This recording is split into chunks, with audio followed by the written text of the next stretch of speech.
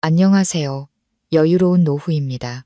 법원 정문을 나서는데 갓 찍은 이혼, 서류의 붉은 잉크 냄새가 아직도 코끝에 맴도는 듯 손이 떨렸습니다. 계절의 끝을 알리는 바람이 차가운 외투를 파고들었지만 지난 수년간 제 자신의 집에서 숨죽여 지내야 했던 세월의 냉기만큼 시리지는 않았습니다. 거리는 유난히 길게 느껴졌고 제 발걸음은 이상하리만치 가벼웠습니다. 저는 심호흡을 하고 시어머니의 말씀이 곧법이었던 모든 문이 제 앞에서 쾅닫히곤 했던 그 고급 빌라로 돌아갔습니다. 철문이 열리자 삐걱거리는 경첩 소리가 마치 경고처럼 들렸습니다. 시어머니는 거실 한가운데 팔짱을 낀 채 서서 강철처럼 차가운 목소리로 물었습니다. 서류에 도장 찍었으면 이제 짐 싸서 나가야지. 저는 가방을 내려놓고 시간의 흔적이 묻어나는 두꺼운 서류 뭉치를 꺼냈습니다. 저는 시어머니를 똑바로 쳐다보며 느리지만 분명하게 말했습니다. 방금 법원에서 나왔고 그와 동시에 두려움에서도 벗어났어요. 이 30억짜리 집은 제 집인데 왜 다들 안 나가시는 거죠? 공기는 유리처럼 산산조각 났습니다. 시댁 식구 7명의 얼굴이 동시에 굳어졌고 전 남편은 걸음을 멈췄습니다. 그의 동공은 마치 안락한 꿈에서 방금 깨어난 사람처럼 초점을 잃었습니다. 제가 유리 테이블 위에 집문서를 내려놓자 표지가 부딪히는 소리가 짧고 단단하게 울려 퍼졌습니다. 시어머니의 얼굴은 새빨개졌고 입술은 파르르 떨렸습니다. 이 집은 내 아들 집이야. 저는 서류 한쪽을 살짝 접어 그분 쪽으로 밀었습니다. 모든 서류가 제 이름으로 되어 있고 대금 이체 내역도 전부 제 통장에서 나갔어요. 필요하다면 내일 변호사를 부르죠. 문 밖에서는 이웃들이 지나가다 한 할아버지가 멈춰 서서 안을 들여다보았습니다. 그의 흐릿한 눈에는 연민이 서려 있었습니다. 노인들은 변화를 두려워하지만 진실은 주름 때문에 뒤로 물러서지 않습니다. 저는 고개를 들었습니다. 명예와 법, 그리고 편견의 폭풍이 맑은 하늘 위로 막 몰려오고 있었지만 이번만큼은 폭풍의 눈 한가운데에 서 있기로 했습니다. 유리 테이블 위에 집문서를 내려놓던 순간이 마치 모두를 잠에서 깨워야 하는 종소리처럼 귓가에 맴돌았습니다. 하지만 그 죽음 같은 정적 속에서 저는 승리감을 느끼지 못했습니다. 그저 필름을 느리게 감는 것처럼 스쳐 지나가는 제 청춘의 세월만 보일 뿐이었습니다. 이 집에 며느리로 들어온 날부터 저는 친정 부모님께서 제 결혼 자금으로 보태주신 돈 거의 전부를 쏟아부었습니다.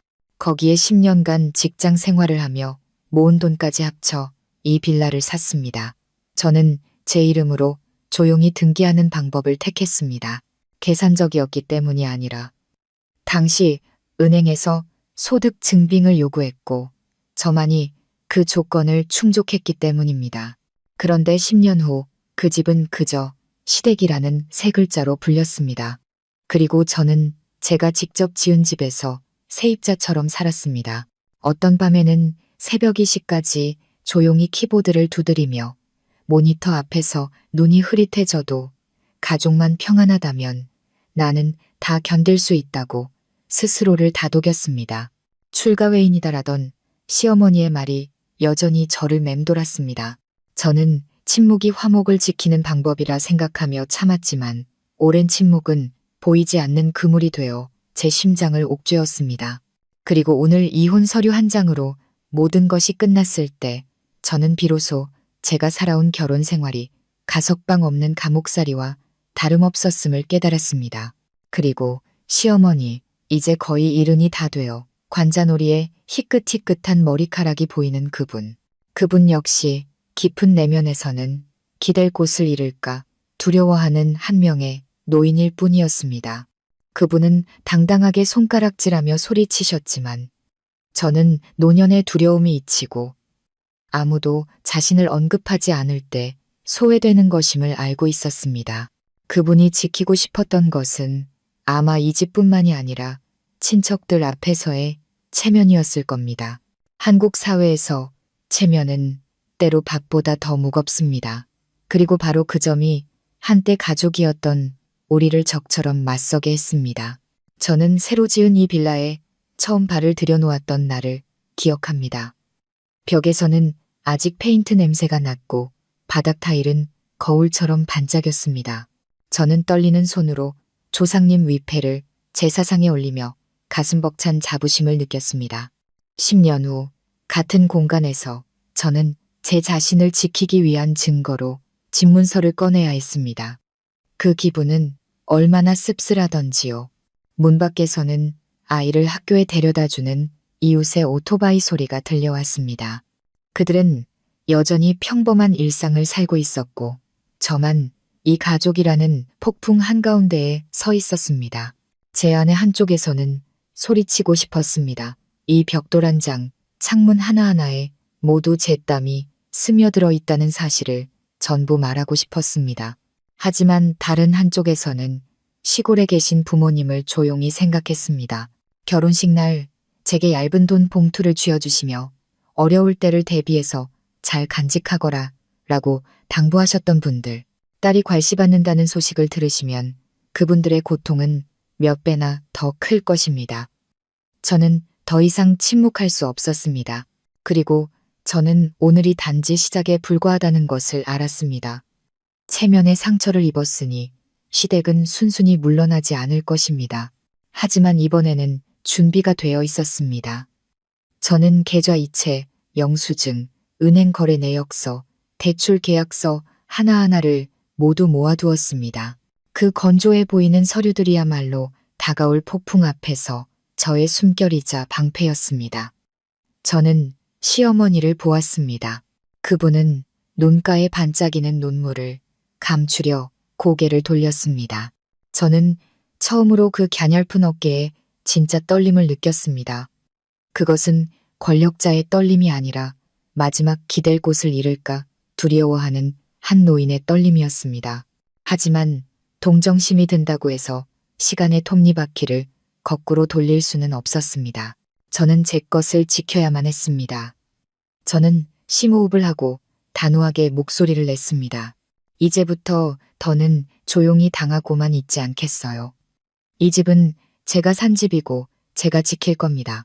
여기에 머무르시려면 부디 존중하는 마음으로 계셔주세요. 말이 끝나자마자 방 안은 산산조각 나는 듯 했습니다. 모두가 의심, 분노, 무력감이 뒤섞인 눈으로 저를 쳐다보았습니다. 저는 발코니로 나갔습니다.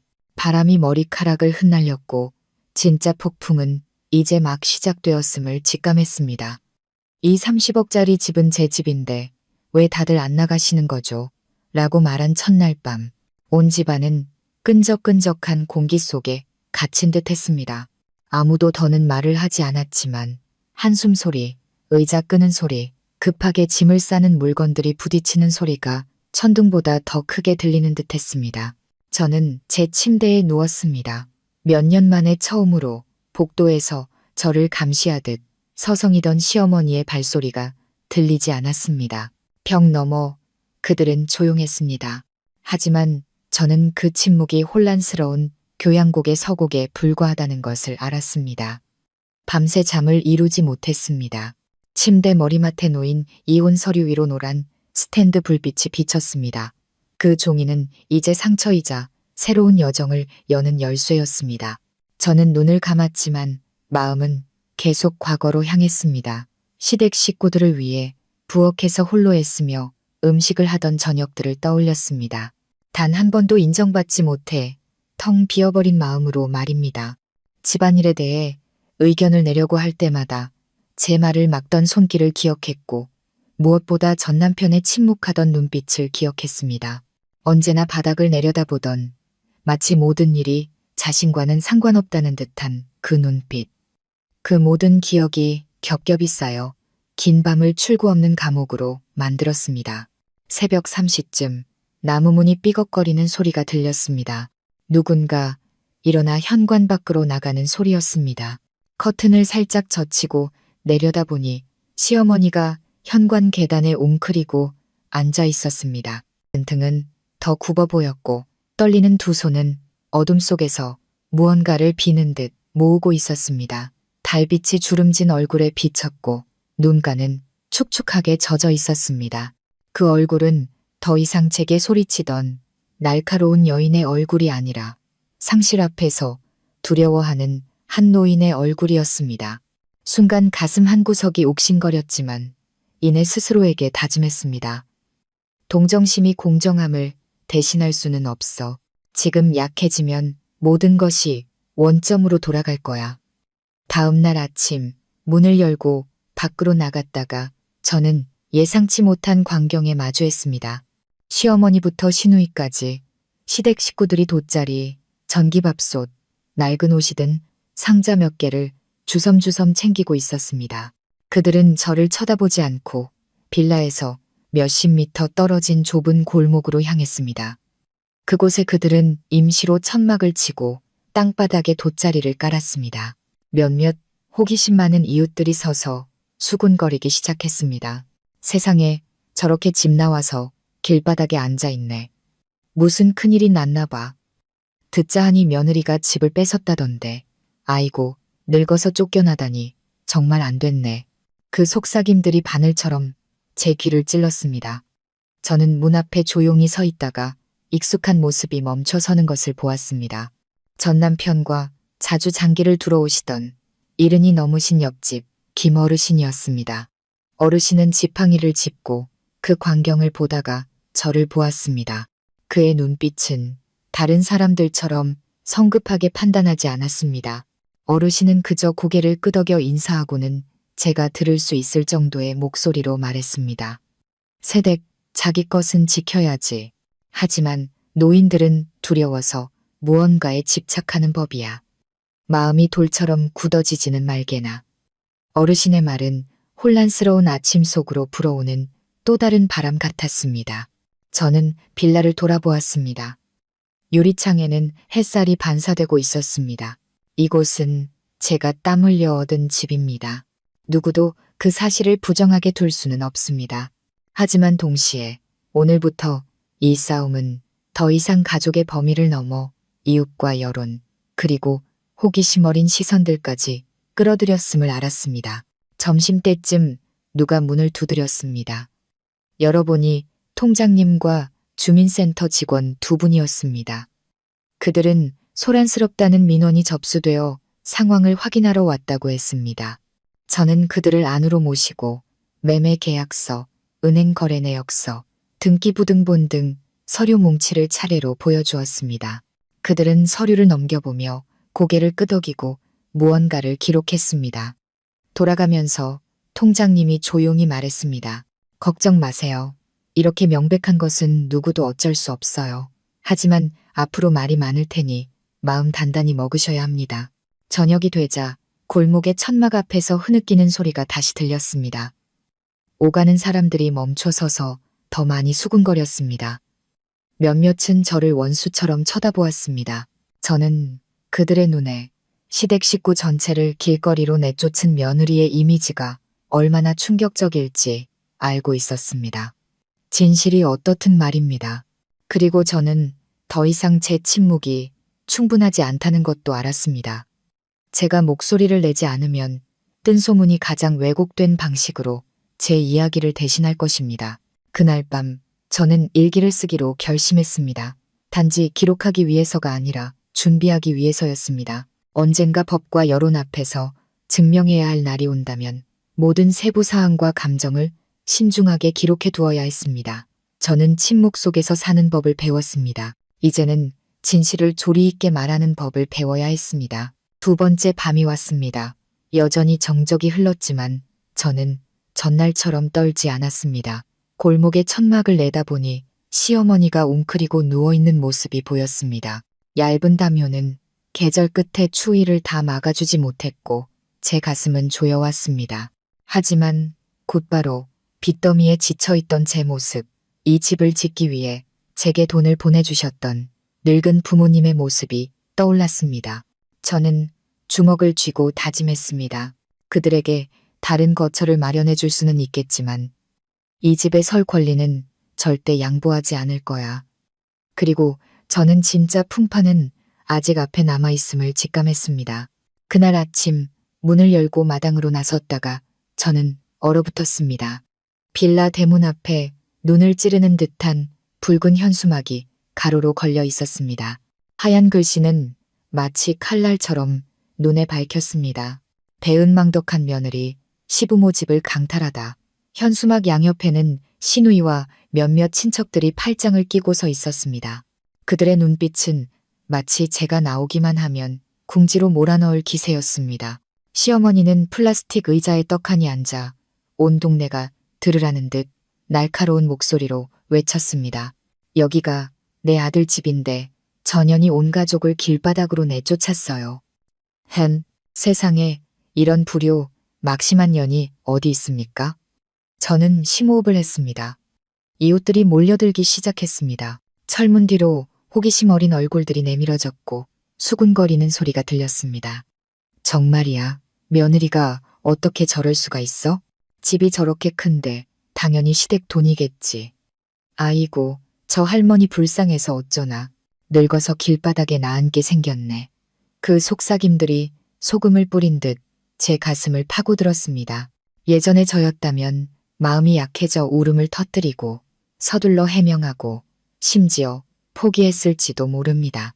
하지만 오늘 저는 단 1초라도 평정을 잃으면 모든 것을 잃게 된다는 것을 알았습니다. 저는 밖으로 나가 차분하지만 단호한 목소리로 말했습니다. 무슨 말씀이든 법으로 하시죠.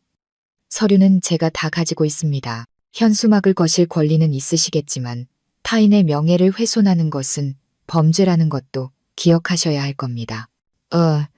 저는 핸드폰을 꺼내 현수막, 글씨, 그리고 그 앞에 서 있는 사람들의 얼굴까지 하나하나 선명하게 사진을 찍었습니다. 셔터를 누를 때마다 진실의 망치질을 하는 것 같았습니다.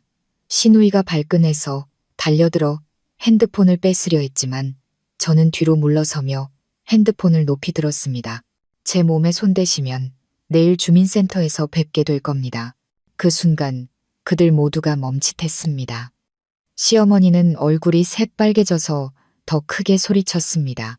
네가 감히 날 경찰서에 끌고 가. 내가 널 어떻게 키웠는데 잊었어. 저는 그분의 눈을 똑바로 쳐다보며 목소리가 떨리지 않도록 애썼습니다. 잊지 않았습니다. 하지만 은혜가 짓밟아도 된다는 뜻은 아닙니다. 제 것은 제가 지킵니다. 아침 내내 그 붉은 현수막은 동네 사람들 눈앞에 펼쳐진 오점 같았습니다. 저는 동네 아이들이 지나가며 제잘거리는 소리를 똑똑히 들었습니다.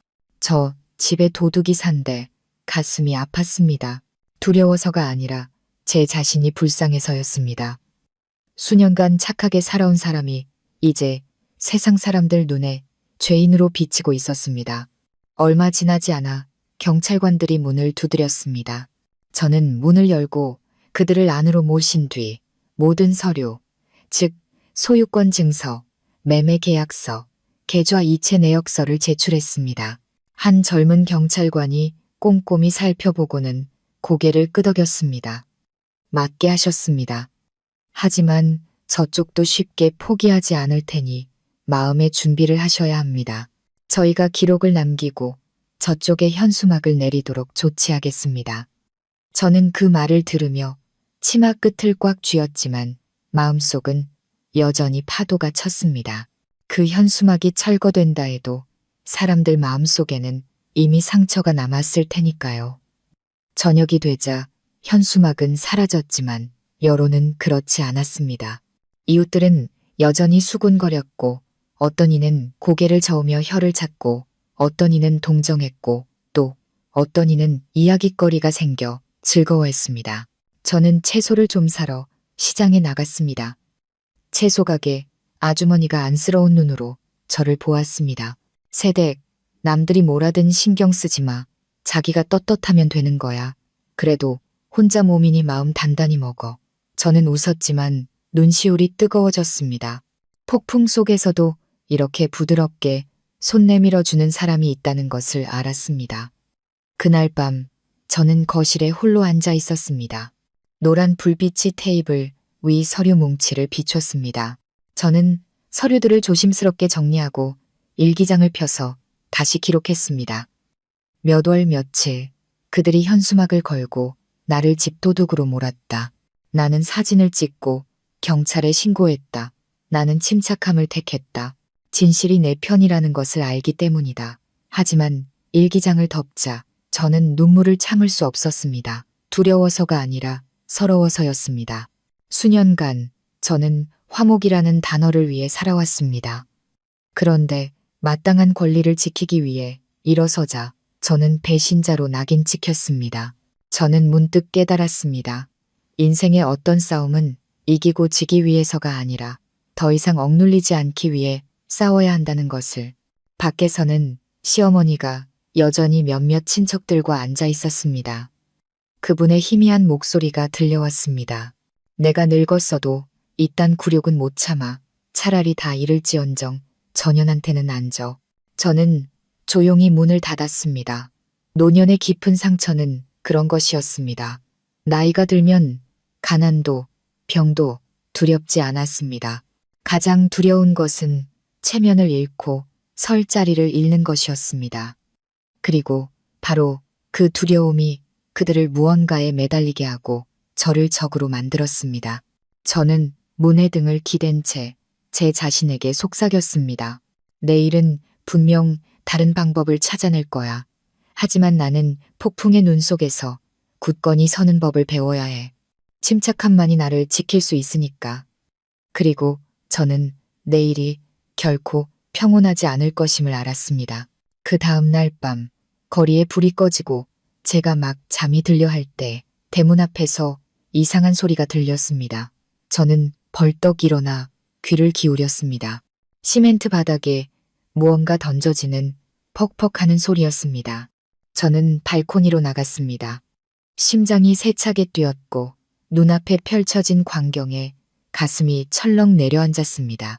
음식물 쓰레기, 썩은 생선, 더러운 물이 섞인 커다란 쓰레기, 봉투들이 빌라 대문 앞에 어지럽게 널려 있었습니다.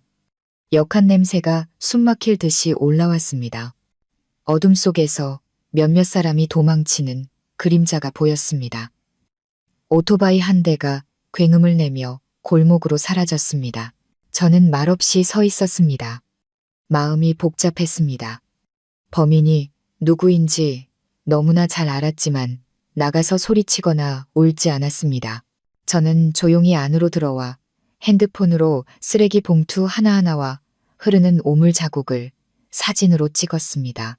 그리고 핸드폰과 연결된 CCTV를 열어 녹화 영상을 돌려보았습니다. 시누이와 한 친척 남자가 쓰레기 봉투를 대문에 던지는 모습이 선명하게 나타났습니다. 저는 모든 증거를 하나하나 마치 기억의 칼로 새기듯 저장했습니다. 다음 날 아침 제가 치우기도 전에 몇몇 이웃이 지나갔습니다. 그들은 코를 막고 수군거렸습니다. 어우, 냄새. 부잣집이 왜 저렇게 더러워? 누가 일부러 그런 거지. 망신 주려고. 저는 입술을 깨물고 참았습니다. 하지만 안에서는 분노의 불길이 타올랐습니다. 제가 계속 침착하게 증거를 수집하지 않으면 진실은 또다시 왜곡될 것임을 깨달았습니다. 거기서 그치지 않았습니다. 그 다음날 밤 제가 막 자리에 누웠을 때 칙, 칙 하는 소리가 들렸습니다. 창문으로 달려가 보니 대문 앞에 붉은 페인트 자국이 얼룩져 있었습니다.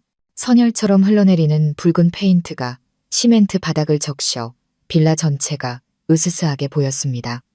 손이 떨렸지만 저는 재빨리 사진을 찍고 CCTV 영상을 저장했습니다. 이번에는 가로등 불빛 아래 시어머니의 모습이 뚜렷하게 보였습니다. 낡은 회색 외투를 걸친 채 손에는 여전히 페인트 스프레이 캔을 들고 있었습니다. 가슴이 철렁했습니다. 분노 때문이 아니라 씁쓸함 때문이었습니다. 이른을 바라보는 노부인이 자식들의 보살핌을 받으며 편안한 노후를 보내는 대신 스스로를 파괴자로 만들고 있었습니다. 그날 아침 저는 경찰에 신고했습니다. 그들이 와서 기록을 남기고 페인트를 지우고 소란을 피운 쪽에 경고 조치를 했습니다. 한 경찰관이 저를 보며 한숨을 쉬었습니다. 마음 단단히 먹으셔야겠습니다. 이런 일이 계속될 겁니다. 하지만 침착하게 대응하세요. 서류가 확실하면 누구도 빼앗아갈 수 없습니다. 저는 고개를 끄덕였지만 마음은 복잡했습니다. 저는 이혼 소송을 도와줬던 황 변호사님께 연락했습니다. 그는 제 이야기를 듣고 잠시 침묵하더니 말했습니다. 모든 것을 기록해 두신 건 아주 잘한 일입니다. 지금의 전략은 맞서는 것이 아니라 충분한 증거를 모으는 겁니다. 그들이 격해질수록 서연 씨는 더 침묵하고 기록을 남기세요. 법정에 섰을 때 서연 씨가 가진 증거들이 스스로 말하게 될 겁니다. 그의 말에 마음이 조금 가벼워졌지만 동시에 서글퍼졌습니다. 제 집에서 매일 증거를 기록하고 저장하며 살게 될 줄은 꿈에도 몰랐기 때문입니다. 밤이 되자 집은 고요해졌고 저와 끝없는 생각들만 남았습니다. 저는 일기장을 펴서 썼습니다. 몇 월, 며칠. 그들이 쓰레기를 던지고 붉은 페인트를 뿌렸다. 나는 사진을 찍고 영상을 저장했다. 나는 여론의 폭풍이 진실을 대신하도록 두지 않을 것이다. 저는 마음이 부서지지 않도록 이 길이 아직 멀다는 것을 스스로에게 상기시키기 위해 글을 썼습니다. 때로는 명성의 허무함에 대해 생각했습니다. 지난 수년간 저는 누구와도 원수지지 않고 조용히 살아왔습니다. 그런데 현수막 몇 장, 쓰레기 봉투 몇 개, 페인트 자국 몇 개만으로 온 동네가 저를 다른 눈으로 보기 시작했습니다. 명성이란 얇은 유리와 같아서 누군가 돌멩이 하나만 던져도 즉시 금이 갔습니다. 진실이 목소리를 내기도 전에 말입니다. 시골에 계신 늙은 부모님이 떠올랐습니다. 그분들은 무슨 일이 벌어지고 있는지 모르셨습니다. 가끔 전화해서 딸, 건강 잘 챙기고 거기서 누가 괴롭히면 전화하거라. 부모가 살아있는 한 내 편이 되어줄게 라고 당부하실 뿐이었습니다.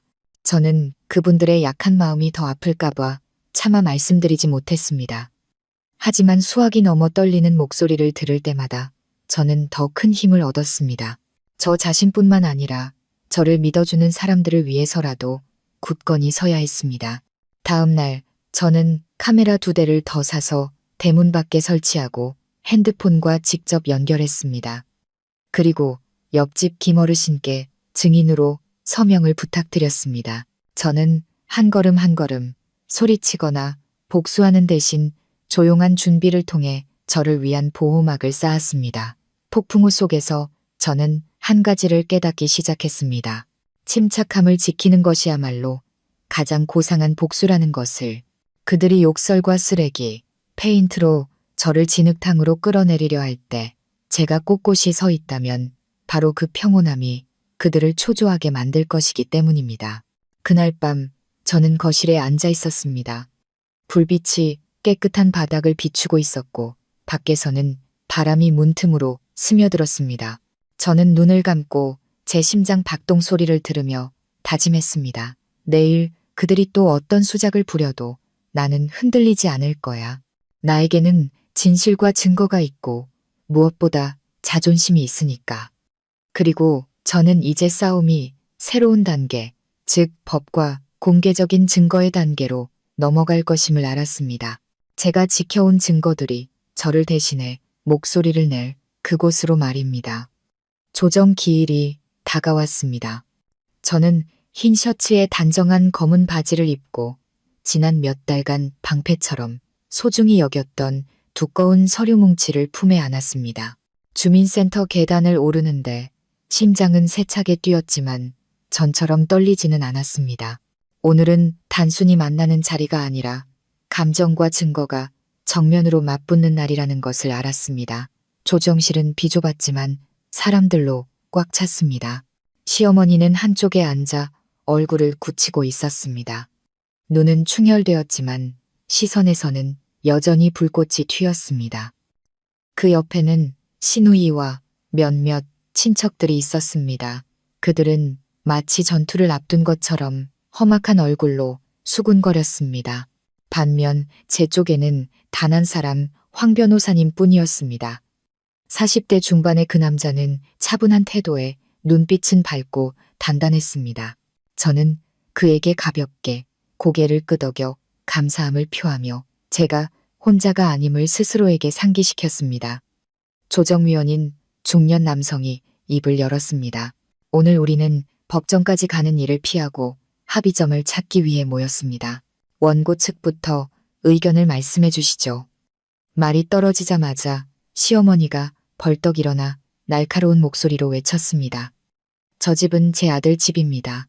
며느리 이름으로 잠시 해둔 것뿐이에요. 집 살 돈은 우리 가족이 다 됐습니다. 지난 세월 동안 흘린 피와 땀인데 저렇게 날강도처럼 빼앗기게 둘 수는 없어요. 아니 술렁거렸습니다. 저는 가만히 앉아 정면을 응시하며 서류 뭉치를 꽉 쥐었습니다. 황 변호사님이 고개를 끄덕여 신호를 보내고는 차분한 목소리로 일어섰습니다. 질문 있습니다. 30억짜리 빌라 구매 자금을 시댁에서 댔다는 것을 증명할 증거가 있습니까? 시어머니는 더듬거렸습니다. 동네 사람이 다 아는데 온 친척이 다 봤어요. 제가 무슨 돈이 있어서 그런 집을 사요? 월급쟁이가 버는 돈은 뻔한데 못 믿겠으면 여기 사람들한테 물어보세요. 신우이가 끼어들었습니다. 맞아요. 며느리니까 당연히 집은 남편 소유죠. 어떻게 이런 말도 안 되는 일이 있어요. 저는 가슴속에서 날카로운 통증을 느꼈습니다. 그들에게는 한 여자가 10년간 모은 노력이 허상에 불과했던 것입니다. 저는 밤을 새워 부업을 하던 날들, 은행에 꼬박꼬박 저축하던 날들, 그리고 결혼식 날 부모님이 눈물과 함께 쥐어주신 그 적지만 소중했던 통장을 기억했습니다. 그 모든 것이 그들의 눈에는 그저 여자라는 두 글자로 요약되었습니다. 저는 심호흡을 하고 일어섰습니다. 목소리는 높지 않았지만 한 글자 한 글자 똑똑히 말했습니다. 모두가 안다고만 하시면 법의 증거가 왜 필요하겠습니까? 여기 제 이름으로 서명된 매매 계약서입니다. 여기 은행 거래 내역서와 각 회차별 이체 기록입니다. 그리고 이것은 제 10년간의 급여 명세서와 소득 증빙 자료입니다. 모든 자금 출처가 저라는 것을 증명합니다. 저는 서류 뭉치를 열어 한 장 한 장 테이블 위에 내려놓았습니다. 조정위원의 눈이 서류를 따라가며 고개를 끄덕였습니다. 황 변호사님이 덧붙였습니다. 혼인 및 가족법 제43조에 따르면 혼인 전 개인의 자금으로 형성되었거나 개인 자산임이 증명되는 재산은 개인 소유에 속합니다. 누구나 안다는 식의 주장은 법적 효력이 없습니다. 시어머니가 소리쳤습니다. 법이 다 뭐야. 내 아들이랑 살았으니 전부 내 아들 거지. 저는 그분을 보았습니다. 분노로 가득 찬 그 눈 속에서 두려움이 보였습니다. 설 자리를 잃을까, 며느리가 시어머니를 쫓아냈다는 세상의 손가락질을 받을까 두려워하는 모습이었습니다. 하지만 저는 더 이상 마음 약해질 수 없었습니다. 조정위원이 펜으로 테이블을 두드리며 엄하게 말했습니다. 다시 말씀드리지만 이 조정은 서류와 법에 근거합니다. 구체적인 증거가 없는 측은 저희가 그 내용을 기록하고 사건을 법원으로 이관하겠습니다. 방 안의 공기가 무겁게 가라앉았습니다. 시어머니 쪽 친척들은 점차 조용해졌습니다. 몇몇은 제 시선을 피해 고개를 숙였습니다.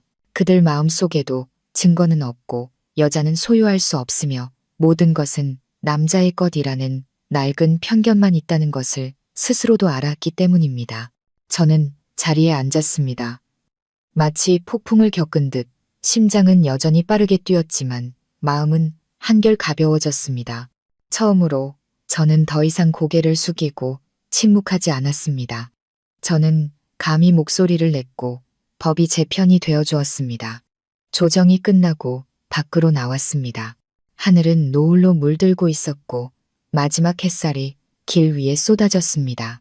저는 고개를 들어 어깨가 조금 가벼워진 것을 느꼈습니다. 하지만 앞으로 갈 길이 멀다는 것도 알았습니다. 조정은 시작일 뿐입니다. 그들이 받아들이지 않으면 사건은 분명 법정으로 갈 것이고 그때는 더 큰 풍파에 맞서야 할 것입니다. 돌아오는 길에 문 모퉁이에 서 있는 시어머니의 모습을 얼핏 보았습니다. 그분은 저를 보았습니다. 그 눈빛에는 증오와 함께 깊은 고독이 담겨 있었습니다. 저는 문득 노년이 참으로 서글프다는 것을 깨달았습니다. 힘이 다했을 때 사람들은 명예와 마지막 발언권이라는 것에만 매달리게 되는구나 하고 말입니다. 하지만 동정심이 양보와 동의어는 아니었습니다. 지금 손을 놓으면 지난 10년의 모든 희생이 먼지가 될 것임을 알았습니다. 집에 돌아와 저는 일기장을 펴서 썼습니다. 몇 월, 며칠, 조정기일. 그들은 분노를 가져왔고 나는 증거를 가져왔다. 법은 내 편이었다. 하지만 방심해서는 안 된다. 그들은 멈추지 않을 테니까 나는 계속 굳건해야 한다. 그날 밤 저는 창가에 앉아 있었습니다. 달빛이 조용히 종이 위로 떨어졌습니다. 마음은 아프면서도 자부심으로 가득 찼습니다. 저는 이것이 단지 집을 지키는 싸움이 아니라 제 자신의 가치를 증명하는 싸움이라는 것을 깨달았습니다.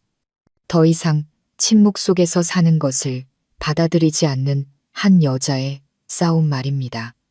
조정이 끝나고 저는 모든 것이 잠잠해질 것이라 생각했습니다. 하지만 불과 며칠 후 또 다른 파도가 덮쳐왔습니다. 이번에는 쓰레기도 붉은 페인트도 아니었습니다. 마른 들판의 불길처럼 빠르게 번지는 소문이었습니다. 아침에 된장찌개, 끓일 두부와 애호박을 사러 시장에 나갔다가 저는 익숙한 수군거림을 들었습니다. 바람나서 남편한테 버림받았다던데, 심지어 서류 위조해서 집문서까지 뺏었대. 저 여자 순해 보이는데 알고 보니 무서운 사람이네. 그 속삭임들은 피부에 닿지 않고 심장에 곧장 밝히는 비수 같았습니다. 저는 입술을 깨물고 못 들은 척했지만 다리가 후들거렸습니다. 스쳐 지나가는 모든 시선이 보이지 않는 판결처럼 저를 피해자에서 죄인으로 만들었습니다. 오후에는 예전 직장 동료에게서 전화가 왔습니다. 그녀는 조심스럽게 물었습니다. 서연 씨, 밖에서 소문이 자자한데 괜찮아요? 회사에도 소문이 나서 다들 수군거려요. 저는 억지로 웃으며 말했습니다. 괜찮아요, 언니. 그냥 뜬 소문일 뿐이에요. 하지만 전화를 끊고 저는 의자에 주저앉아 두 손으로 얼굴을 감쌌습니다. 저는 이 사회에서 명성이 유리보다 깨지기 쉽다는 것을 알았습니다. 반복되는 거짓말 하나가 진실을 쉽게 대체할 수 있다는 것을요. 그날 밤 저는 다시 일기를 썼습니다. 하지만 이번에는 단지 기록을 위해서가 아니었습니다. 저는 제 자신을 위한 안전망을 계획하기 시작했습니다. 저를 믿어주고 증인이 되어주고 여론의 폭풍이 저를 쓰러뜨릴 때 곁에 서줄 사람들이 필요했습니다. 저는 옆집 김어르신 대문을 두드려 모든 것을 털어놓았습니다. 어르신은 이야기를 다 듣고 조용히 고개를 끄덕였습니다. 세댁, 난 늙어서 남들 비웃음 같은 거 두렵지 않아. 내가 증인이 되어주겠네. 남들이 뭐라든 신경 쓰지 마. 떳떳하게 살면 하늘이 알고 땅이 아는 법이야. 어르신의 말씀에 짙은 어둠 속 작은 불빛처럼 마음이 따뜻해졌습니다. 다음으로 저는 친한 직장 동료 언니에게 전화해서 회사에서 들은 이야기들을 날짜와 시간까지 기록해달라고 부탁했습니다. 저는 소문도 하나의 모기이며 증거로 반격하지 않으면 모든 것을 압도할 수 있음을 깨달았습니다. 저는 황 변호사님을 만나 모든 상황을 설명했습니다. 그는 말다툼할 필요가 없다고 조언했습니다. 서연 씨를 믿는 사람들과 굳건히 함께하고 법이 말하게 하세요. 거짓 소문은 아무도 키워주지 않으면 스스로 사그라들게 되어 있습니다. 하지만 제 마음은 여전히 찢어질 듯 아팠습니다. 매일 밤 누우면 집 주변에서 윙윙거리는 듯한 소란스러운 소리가 들리는 것 같았습니다. 어떤 때는 시장 한복판에 묶여 서 있는 꿈을 꾸었습니다. 수백 명의 사람들이 저에게 돌을 던지며 사실이 아닌 말들을 외쳤습니다. 저는 식은땀에 흠뻑 젖어 잠에서 깼습니다. 저는 악의적인 여론이 어떤 물리적인 폭력 못지않게 끔찍한 파괴력을 가졌음을 깨달았습니다. 다음 날 저는 정면으로 맞서보기로 했습니다. 저는 시장에 가서 고개를 꼿꼿이 들었습니다. 속삭이는 소리가 들리자 저는 멈춰서서 미소 지으며 말했습니다. 제가 서류를 위조했다는 증거가 있는 분은 부디 제시해 주세요. 그렇지 않다면 입으로 더 이상 업을 짓지 마세요. 시장 안이 몇 초간 조용해졌습니다. 부끄러운 기색이 스치는 얼굴들이 보였습니다. 저는 모든 소문을 잠재울 수는 없다는 것을 알았습니다. 하지만 적어도 제가 쓰러지지 않았다는 것을 증명할 수는 있었습니다. 그 며칠 동안 저는 이혼 후 한 여성이 얼마나 취약해지는지를 절실히 깨달았습니다.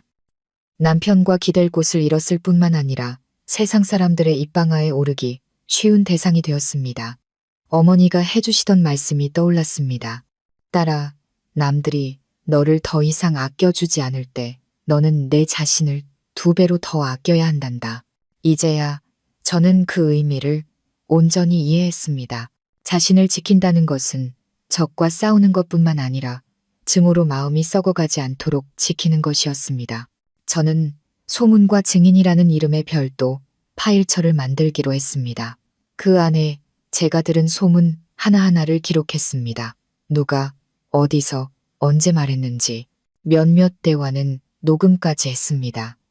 김어르신께는 다른 사람들이 허위 사실을 말하는 것을 들었을 때 확인 서명을 부탁드렸습니다. 저는 모든 것을 새로운 증거의 사슬로 엮었습니다.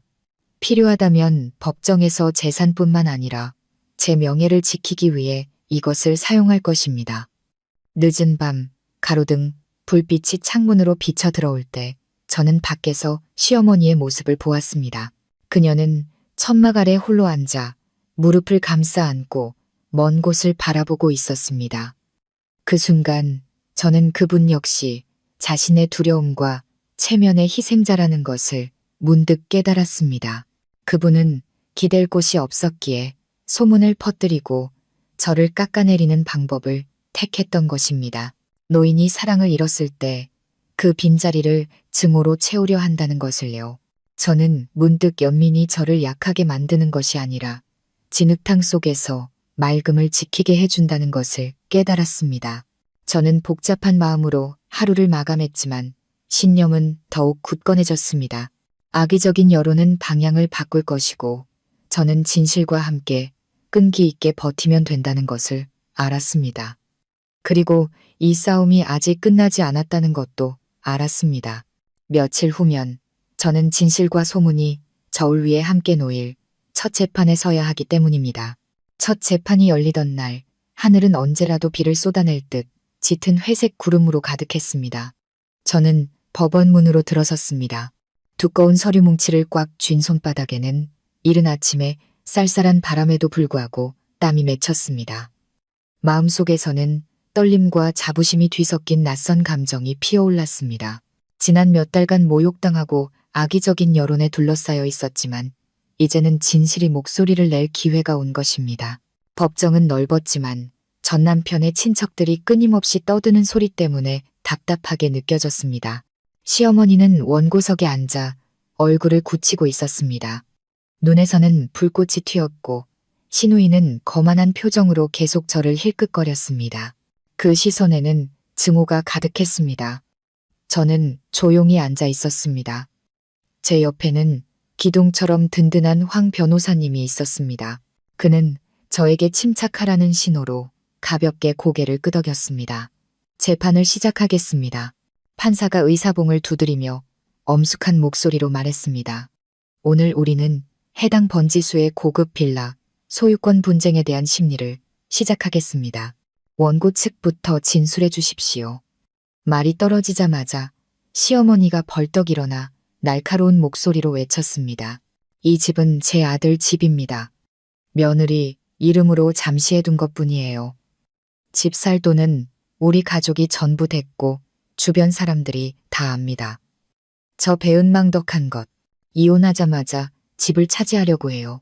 뒤에서 웅성거리는 소리가 들렸습니다. 저는 고개를 들어 증언대를 똑바로 쳐다보았습니다. 가슴이 아팠습니다. 여전히 증거 없이 모두가 안다. 친척들이 증인이다라는 익숙한 말들 뿐이었습니다. 그들의 눈에는 진실이 서류가 아니라 다수가 외치는 소리에 있었던 것입니다. 판사가 원고 측을 향해 물었습니다.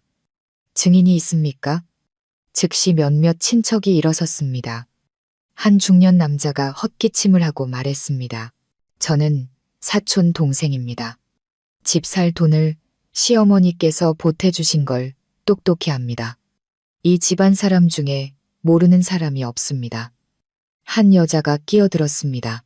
그때 저희는 시어머니께서 빌라 사라고 돈을 주신다는 말을 들었습니다. 그러니 며느리 돈일 리가 없습니다. 저는 가만히 앉아 있었습니다. 손은 약간 떨렸지만 눈빛은 평온을 유지했습니다. 황 변호사님이 일어나 고르고 단단한 목소리로 말했습니다. 질문이 있습니다. 증인께서는 피고에게 집을 사도록 돈을 이체했다는 것을 증명할 차용증이나 계좌 이체 내역 혹은 다른 어떤 증거라도 가지고 계십니까? 법정은 몇 초간 침묵에 잠겼습니다. 그 남자는 오물쭈물했습니다. 그게 집안끼리 누가 그런 서류를 씁니까? 하지만 모두가 아는 사실입니다. 누구요? 판사가 미간을 찌푸리며 의사봉을 두드렸습니다. 다시 말씀드리지만 입증할 증거가 없는 구두 진술은 법적 근거로 인정되지 않습니다. 피고 측 진술해 주십시오. 저는 일어서서 심호흡을 깊게 했습니다. 제 목소리는 느리지만 분명하게 울려 퍼졌습니다. 존경하는 재판장님, 이것은 공증까지 마친 제 이름의 매매 계약서입니다. 이것은 제 개인 계좌에서 모든 대금이 이체되었음을 보여주는 은행거래 내역서입니다. 이것은 혼인 전에 친정 부모님께서 주신 제 명의의 예금 통장입니다. 그리고 이것은 지난 10년간의 제 소득 증빙 자료입니다. 이 모든 것이 이 집이 저의 특유재산임을 증명합니다. 저는 붉은 도장이 찍힌 서류와 사본을 하나씩 제출했습니다. 법정은 쥐 죽은 듯 조용해졌습니다. 서류를 넘기는 소리만이 상대방의 문을 닫는 빗장 소리처럼 규칙적으로 울렸습니다. 저는 시어머니를 힐끗 보았습니다. 그분의 얼굴은 일그러졌고 입술은 피가 날 정도로 꽉 깨물고 있었습니다. 시누이는 당황하며 마치 탈출구를 찾듯 눈을 두리번거렸습니다. 황 변호사님이 말을 이었습니다. 강조해서 말씀드립니다. 혼인 및 가족법에 따르면 혼인 전후 개인의 자금으로 형성되었음이 증명되는 재산은 개인 소유에 속합니다. 누구나 안다는 식의 말로 이를 부정할 수 없습니다. 재판장님의 현명한 판단을 요청합니다. 뒤에서 다시 수군거리는 소리가 들렸지만 이번에는 달랐습니다. 저렇게 서류가 다 있는데 진짜 저 여자 집인가 봐. 틀렸네. 저쪽은 말뿐인데 어떻게 이겨. 저는 마음속에서 기묘한 감정이 솟아나는 것을 느꼈습니다. 통쾌함이 아니라 그저 안도감이었습니다. 온갖 모욕을 당한 끝에 마침내 진실이 빛을 볼 기회를 얻은 것입니다. 시어머니는 참지 못하고 벌떡 일어나 소리쳤습니다. 법은 서류만 알지 인정머리는 모르나. 우리 집에서 밥 얻어먹고 살던 년이 이제 와서 온 가족을 길바닥으로 내쫓아 그분의 눈에서 눈물이 터져나와 수척한 뺨을 타고 흘러내렸습니다. 저는 그분을 보았습니다. 가슴이 조여왔습니다. 그 분노 속에서 저는 기댈 곳을 잃을까, 세상의 손가락질을 받을까 두려워하는 한 노인의 모습을 보았습니다. 하지만 동정심이 양보를 의미하지는 않았습니다. 저는 너무 오래 침묵했습니다. 판사가 의사봉을 두드려 제지했습니다. 정숙해 주십시오. 재판부는 증거를 추가로 수집하고 면밀히 검토한 후 다음 기일에 재판을 속행하겠습니다. 법정을 나오며 저는 심호흡을 하고 고개를 들었습니다. 하늘은 여전히 흐렸지만 제 마음은 한결 밝아졌습니다. 길이 아직 멀고 재판이 더 남아있다는 것을 알았지만 이번에는 혼자가 아니라는 것도 알았습니다. 저에게는 법과 증거가 있었고 사정을 아는 이웃들의 조용한 지지도 있었습니다. 돌아오는 길에 법원 문 모퉁이에 서 있는 시어머니의 모습을 얼핏 보았습니다. 그 눈빛에는 증오와 함께 깊은 피로감이 담겨 있었습니다. 저는 문득 노년이 참으로 고달프다는 생각을 했습니다. 권력을 잃었을 때 사람들은 체면을 지켜야 한다는 강박에만 사로잡히게 되는구나 하고 말입니다. 하지만 동정심이 든다고 해서 진실을 외면할 수는 없었습니다. 그 집은 제 청춘의 전부였고 저는 끝까지 지킬 것입니다. 그날 밤 저는 일기장을 폈습니다. 몇 월 며칠 첫 재판. 증인들은 말만 있었고 증거는 없었다. 진실이 드디어 귀를 기울여주기 시작했다. 하지만 이것은 서곡에 불과하다는 것을 안다. 밖에서는 초여름비가 기왓장에 부딪히며 후두둑 소리를 냈습니다. 저는 눈을 감고 빗소리가 여론의 오물을 씻어내리도록 두며 앞으로의 긴 싸움을 준비했습니다. 두 번째 재판은 불과 2주 후에 열렸습니다. 저는 한결 평온한 마음으로 법정에 들어섰지만 이번에는 예상치 못한 반격이 덮쳐왔습니다. 그 일격을 가한 사람은 시어머니도 시누이도 아닌 바로 전 남편이었습니다. 그동안 줄곧 침묵을 지키던 그가 이제 와서 저를 궁지로 몰아넣기 위해 입을 연 것입니다. 판사의 허락을 받자 그는 일어서서 쉬었지만 단호하게 보이려는 목소리로 말했습니다. 존경하는 재판장님, 저 30억짜리 빌라는 전적으로 저 사람의 개인 돈으로 산 것이 아닙니다. 초기 자금의 일부는 장인, 장모님, 즉 저 사람의 친정 부모님께서 혼인 전에 주신 돈입니다. 원칙적으로 그것은 부부 공동재산으로 보아야 합니다. 결혼 후에 저희가 함께 그곳에서 살았기 때문입니다. 법정이 술렁거렸습니다. 저는 얼어붙은 채 앉아 있었습니다. 심장이 세차게 뛰었습니다. 이것은 제가 예상치 못했던 등 뒤의 칼날이었습니다. 그동안 그는 어머니와 친척들이 저를 공격하는 것을 그저 침묵으로 방관했습니다. 그래서 저는 적어도 그가 일말의 인간성은 지키고 있다고 생각했습니다. 하지만 아니었습니다. 그는 제가 승기를 잡아가고 있다고 생각했던 바로 이 순간에 배신을 택했습니다. 저는 피가 나도록 입술을 깨물고 일어서서 단호하게 말했습니다. 존경하는 재판장님, 반론하겠습니다.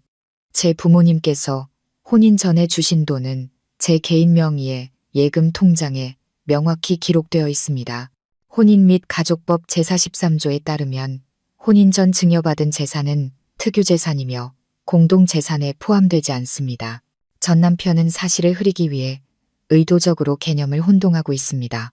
황 변호사님이 나서서 예금 통장 사본과 개설일 및 수령인을 확인하는 은행 증명서를 제출했습니다. 그는 낮은 목소리로 말했습니다. 이것은 증여된 금액이 제 의뢰인의 개인 소유임을 증명하는 구체적인 증거입니다. 법은 공동재산으로 편입한다는 서면 합의가 없는 한 특유재산의 성격은 변하지 않는다고 명시하고 있습니다. 재판장님의 현명한 판단을 요청합니다. 판사가 서류를 받아 꼼꼼히 읽고는 고개를 끄덕였습니다. 하지만 제 마음속 폭풍은 아직 잠잠해지지 않았습니다. 법이 명확하다 해도 전 남편의 진술이 외부 사람들 눈에 의심의 안개를 드리웠음을 알았기 때문입니다. 집 살 돈은 장인, 장모가 줬다는 말 한마디면 사람들은 그 빌라가 여전히 공동재산이고 제가 파렴치한 사람이 되는 것으로 쉽게 추측할 것이기 때문입니다. 시어머니는 이 기회를 놓치지 않고 법정에서 울음을 터뜨렸습니다. 들으셨죠, 여러분. 제 입으로도 인정하잖아요. 돈은 지네 부모 돈이라고. 우리가 키워주지 않았으면 내 아들이 어떻게 저런 애랑 결혼을 했겠어요? 이 결혼이 아니었으면 어떻게 저런 큰 집에 살았겠냐고요. 노인의 눈물이 흘러내리자 주변 사람들은 혀를 차며 동정했습니다. 저는 가만히 서서 그 모든 말을 들으며 가슴 속에서 치솟는 고통을 느꼈습니다. 재판에서 질까봐 두려워서가 아니었습니다.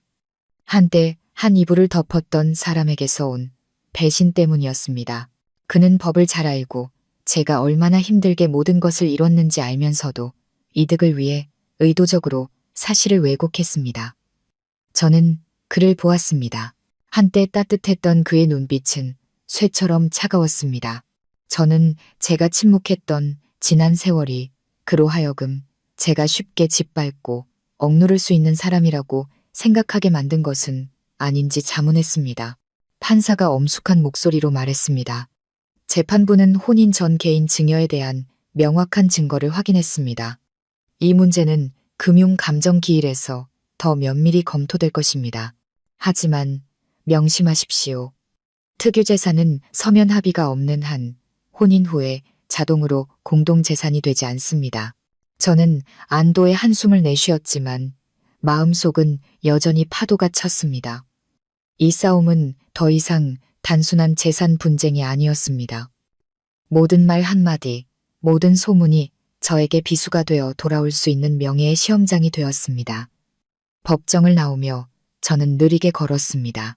하늘은 여전히 흐렸고 바람은 차갑게 불었습니다. 황 변호사님이 옆에서 낮은 목소리로 말했습니다. 전 남편의 진술에 흔들리지 마세요. 법은 서연 씨 편입니다. 우리에게 필요한 것은 증거이고 서연 씨는 충분히 가지고 있습니다. 마음을 굳게 먹으세요. 뒤로 갈수록 그들은 더 비열한 수를 쓸 테니까요. 그날 밤 저는 책상에 앉아 일기장을 폈습니다. 몇 월 며칠 전 남편이 배신했다. 그는 부모님이 혼인 전에 주신 돈이라는 사실을 이용해 공동재산이라고 왜곡했다. 나는 법으로 반박했지만 마음은 여전히 무겁다.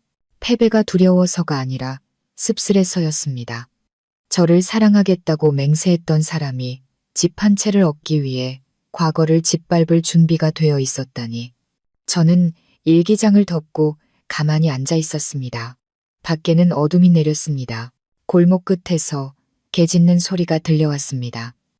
그 어둠 속에서 저는 그 어느 때보다 선명하게 깨달았습니다.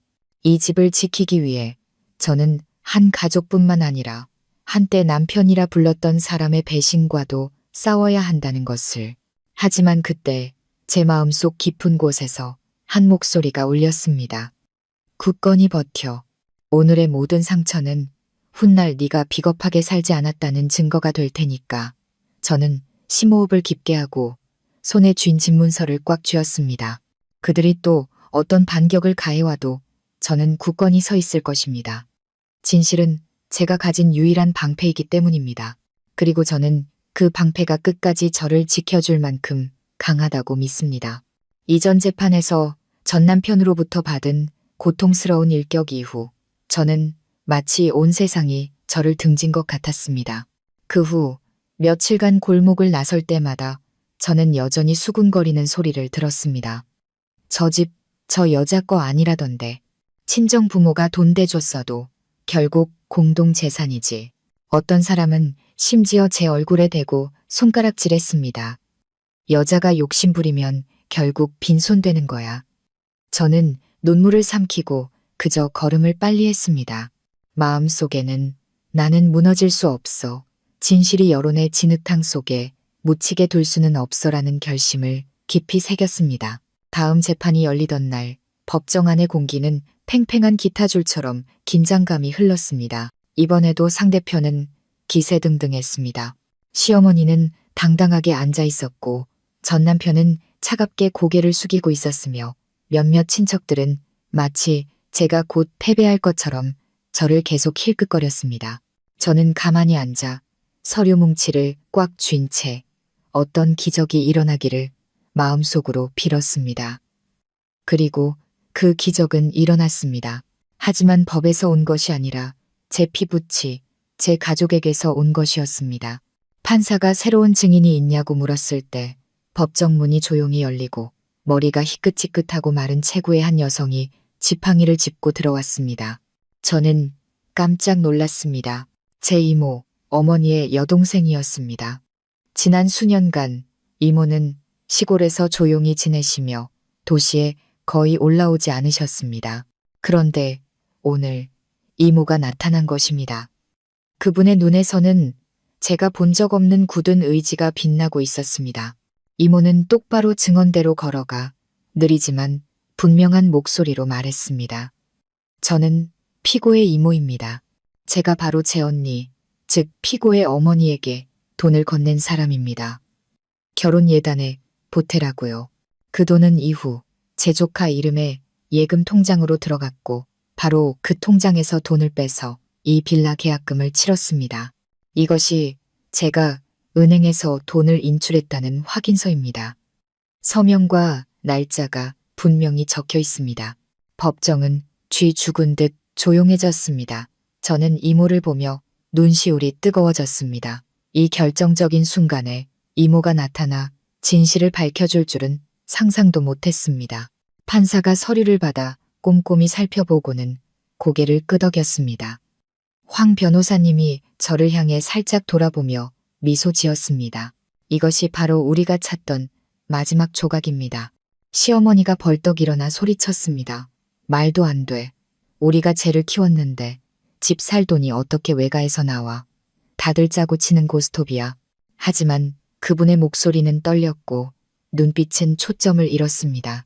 전 남편도 얼굴이 하얗게 질렸습니다. 입술만 달싹일 뿐 말이 나오지 않았습니다. 친척석은 술렁거렸지만 고함 외에는 아무도 다른 증거를 내놓지 못했습니다. 판사가 의사봉을 엄하게 두드렸습니다. 정숙해 주십시오. 재판부는 확실한 증거를 확보했습니다. 이 내용을 사건 기록에 추가하겠습니다. 그 순간 저는 지난 몇 달간 저를 덮고 있던 어두운 구름을 뚫고 한 줄기 빛이 비치는 것 같았습니다. 승리의 빛이 아니라 공정함의 빛이었습니다. 저는 고개를 들어 이모를 보았습니다. 이마에는 땀방울이 맺혔지만 미소는 환했습니다. 저는 달려가 이모를 안고 싶었지만 그저 두 손을 모은 채 눈물 어린 눈으로 바라볼 뿐이었습니다. 법정을 나오자 전과는 다른 속삭임이 들렸습니다. 알고 보니 진짜 외가 돈이었네. 시댁이랑은 상관없었어. 저 여자가 맞았네. 서류가 다 있잖아. 불쌍하게 됐어. 그동안 괜히 오해받았네. 예전에 차가웠던 시선들이 점차 달라졌습니다. 더 이상 경멸이 아니라 안쓰러움, 심지어 약간의 존경심까지 담겨 있었습니다. 저는 여론이 쉽게 방향을 바꾼다는 것을 알았지만 적어도 이번에는 진실이 드러난 덕분에 제 쪽으로 돌아섰습니다. 돌아오는 길에 이모가 제 손을 잡으며 따뜻한 목소리로 말했습니다. 서연아, 네가 더 이상 혼자인 걸 보고 싶지 않았어. 남들은 거짓말을 할 수 있어도 진실은 영원히 숨길 수 없는 법이야. 굳건히 버텨. 외가 식구들이 항상 내 곁에 있을게. 저는 울음을 터뜨렸습니다.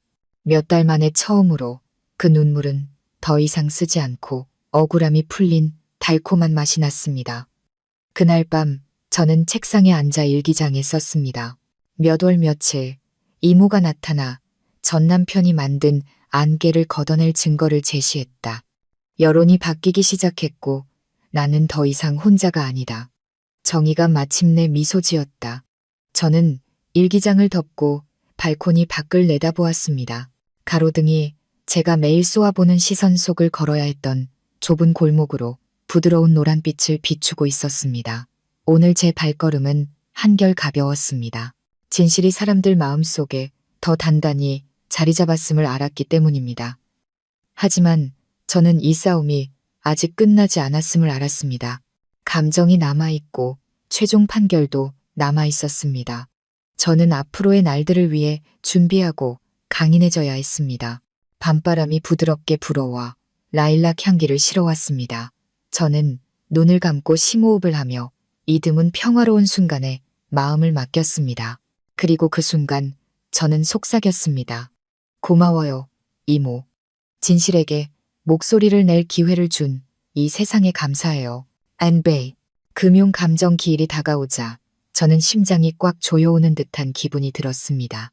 모든 진실, 지난 몇 달간의 모든 노력이 이제 감정이라는 두 글자에 달려 있었습니다. 결과가 제게 유리하게 나오면 이 빌라는 지켜질 것입니다. 하지만 작은 실수라도 있다면 그들은 그것을 물고 늘어지며 왜곡할 것이고 저는 다시 의심의 소용돌이에 빠질 것입니다. 아침에 저는 황 변호사님과 함께 법원으로 향했습니다. 제 손에는 매매계약서, 은행거래 내역서, 친정 부모님의 예금 통장 증명서, 그리고 이모가 제공한 확인서까지 두꺼운 서류 뭉치가 들려 있었습니다. 변호사님이 안심시켰습니다. 걱정 마세요.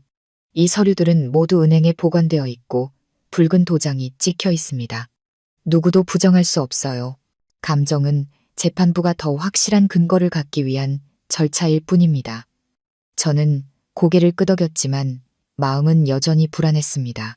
법정 안은 바늘 떨어지는 소리가 들릴 정도로 긴장감이 흘렀습니다.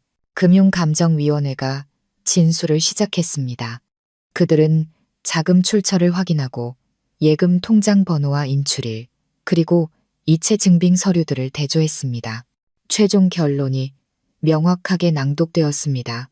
빌라 매매를 위한 계약금 및 잔금 지급에 사용된 자금은 피고의 혼인 전후 형성된 특유 재산에서 비롯된 합법적인 출처임이 확인되었습니다. 이것이 공동재산임을 입증할 증거는 없습니다. 법정은 침묵에 잠겼습니다.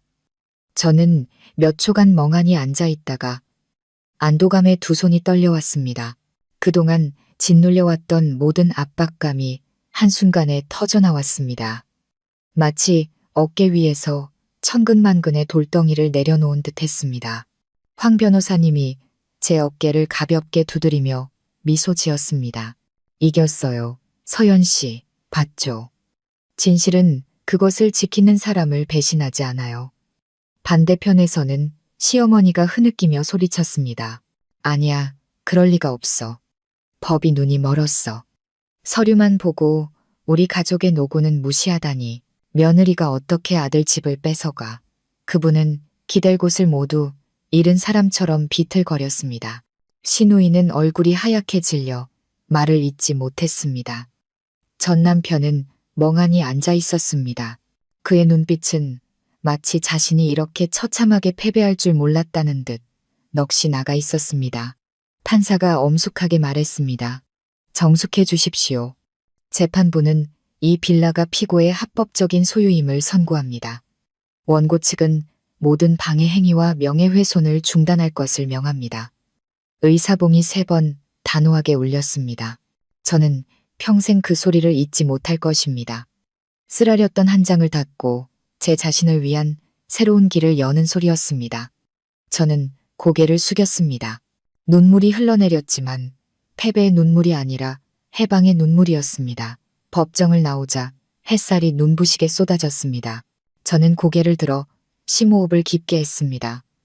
마침내 폭풍이 거친 것입니다. 예전에 저를 비난하고 경멸하던 이웃들이 이제는 다른 눈으로 저를 보았습니다. 어떤 이는 가볍게 고개를 끄덕였고 어떤 이는 미소 지었습니다. 누군가 말하는 소리가 들렸습니다.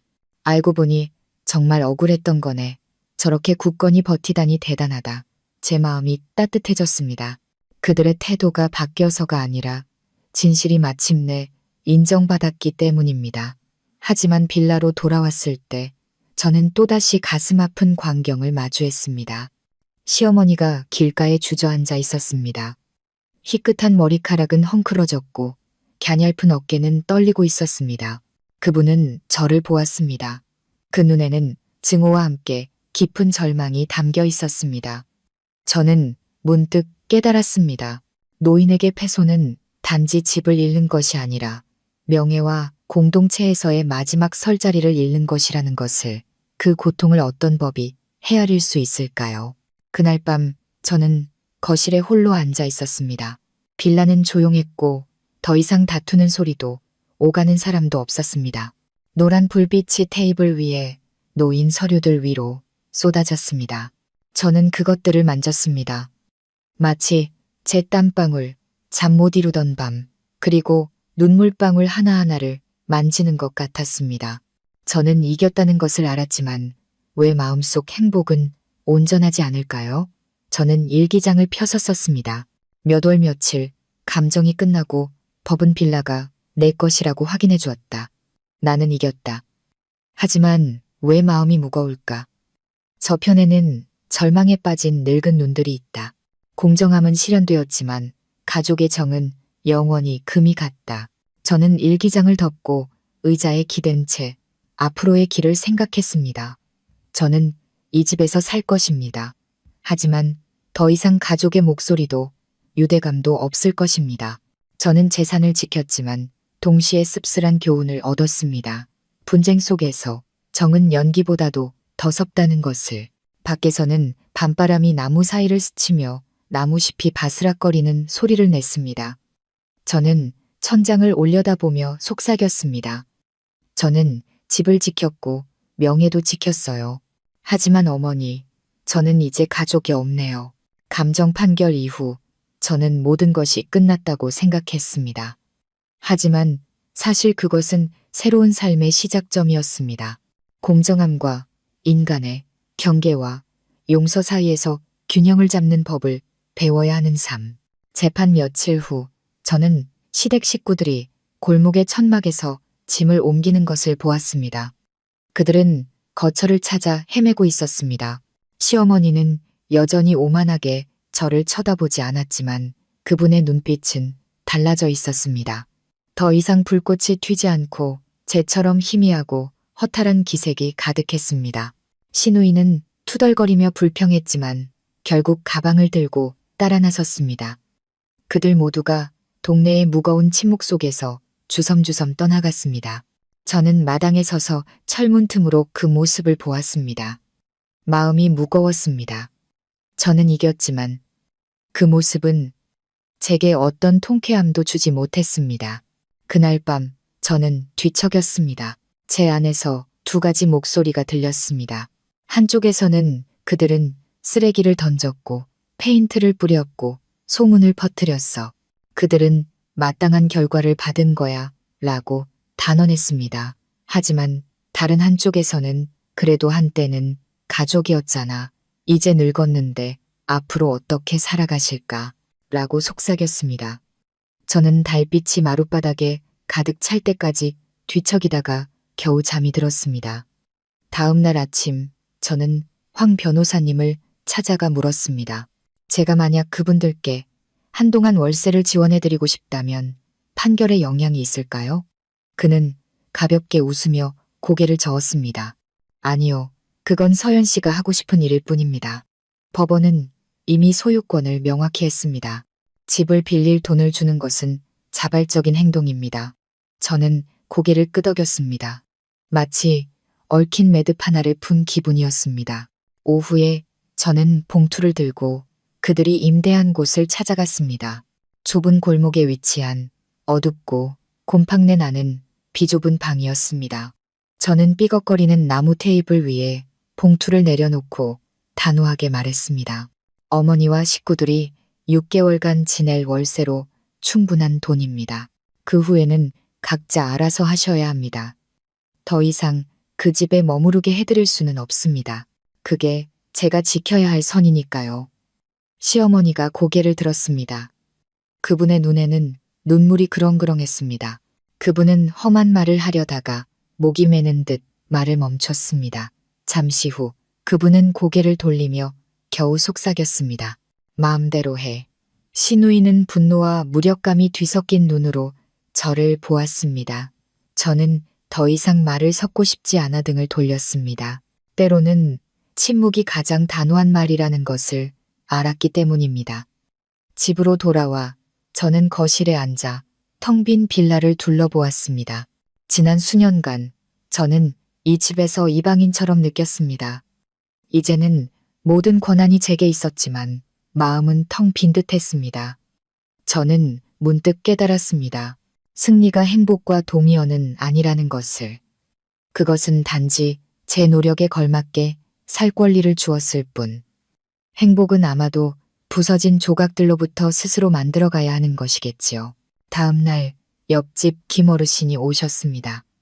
어르신은 의자에 앉아 따뜻한 차를 따르며 차분한 목소리로 말했습니다. 세댁, 그들에게 월세를 내줬다는 이야기 들었네. 잘했어. 용서라는 게 있는다는 뜻이 아니라 내 자신이 편안하게 살 기회를 주는 거야. 노인들이 가장 두려워하는 건 가난이 아니라 고독이거든. 하지만 경계는 분명히 해야 해. 인간애가 이용당하게 두지는 말게. 저는 가만히 앉아 그 말씀 한마디 한마디가 뼛속까지 스며드는 것을 느꼈습니다. 그때부터 저는 다시 일에 집중했습니다. 저는 글을 쓰고 집 근처 요가 수업에 참여하고 옥상의 작은 정원을 가꾸는 데 시간을 보냈습니다. 매일 아침 차 한 잔을 타서 현관에 쏟아지는 아침 햇살을 바라보았습니다. 마음이 가벼워지는 것을 느꼈습니다. 상처를 치유하기 위해 과거만 돌아보거나 방어에만 몰두해서는 안 된다는 것을 깨달았습니다.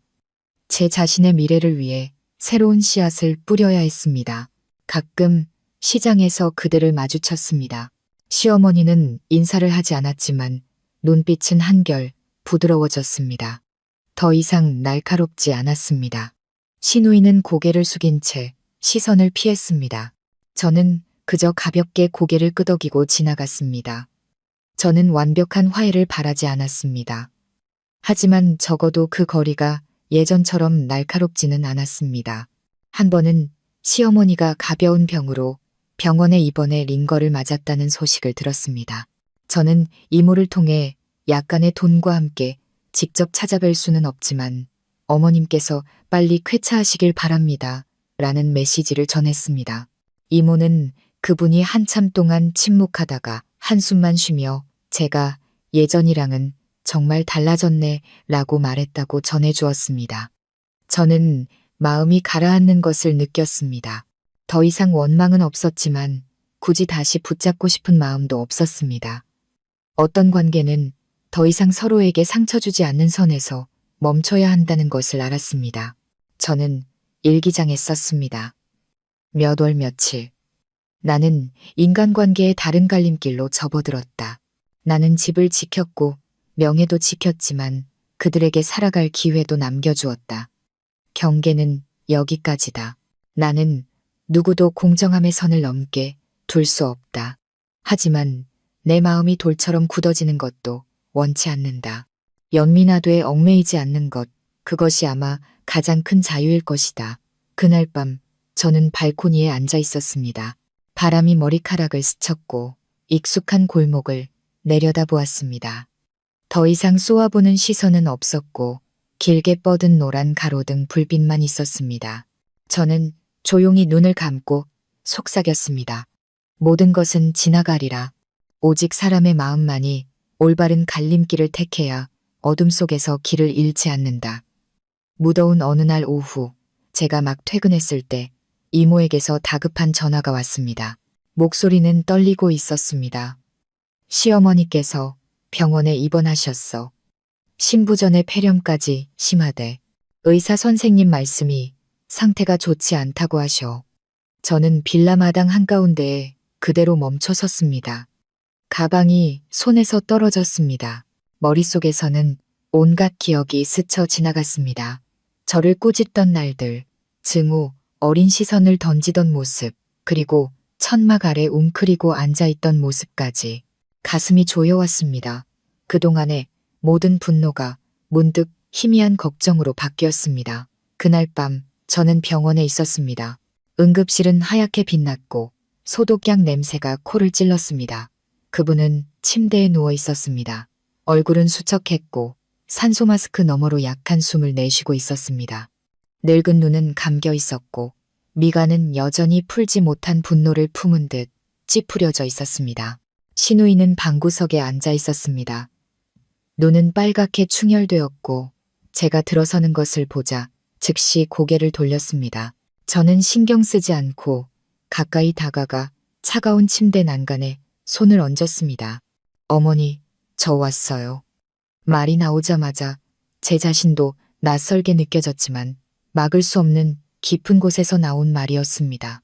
다음 날 저는 초기 입원 비용 전부를 지불하기로 결정했습니다. 황 변호사님은 제게 더 이상 법적 의무가 없다고 말했지만 저는 적지 않은 금액의 진료비 중간 정산서에 서명했습니다. 영수증을 손에 쥐었을 때 저는 이것이 책임감 때문이 아니라 제 마음의 평화를 위한 것임을 알았습니다. 만약 그분이 돌아가신다면 적어도 저는 방관했다는 후회는 하지 않을 것입니다. 그분이 입원해 있는 동안 저는 이모와 몇몇 친척들과 번갈아가며 간호했습니다. 어떤 날은 밤새도록 침대 곁에 앉아 깜빡이는 심박수 모니터를 보며 가슴 아프고 복잡한 마음을 느꼈습니다. 저는 그분의 손을 보았습니다. 한때 저를 손가락질하고 소장에 떨리는 손으로 서명했던 그 손. 이제는 앙상하고 검푸르게 변해 조용히 놓여 있었습니다. 저는 시간이란 것이 한때 강했던 자를 다른 이의 온기가 필요한 연약한 육신으로 만들므로써 본래의 공정함을 되찾아주는 것은 아닌지 자문했습니다.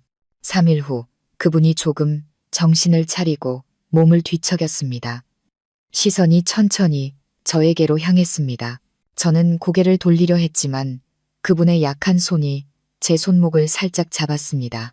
떨리는 손길이었지만 그 안에는 수천 마디의 말이 담겨 있었습니다.